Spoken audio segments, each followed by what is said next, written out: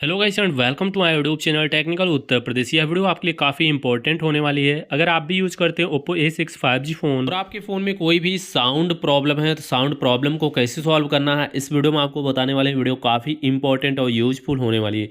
दोस्तों 100% problem sound की solve हो जाएगी। सबसे पहला काम, फ़ोन के सेटिंग्स में आ जाइए। फ़ोन के सेटिंग्स में आने के बाद कुछ ऐसा इंटरफेस आपके स्क्रीन पर शो होता है।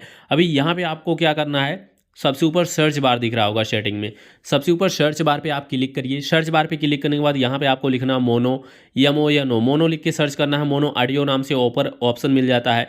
मोनो ऑडियो के ऑप्शन पे आप क्लिक कर दीजिए। मोनो ऑडियो के ऑप्शन पे क्लिक करने के बाद ये मोनो ऑडियो का ऑप्शन आपके फ़ोन में बंद होगा तो आपको इसको ऑन कर देना है। मोनो ऑडियो के ऑप्शन को आप इसको बंद होगा तो इसको ऑन करिए। इसके बाद ये जो आपके फ़ोन में ऑडियो बैलेंस है नीचे एक साइड, इसको आप लेफ़्ट साइड करिए या राइट साइड करिए या सेंटर में।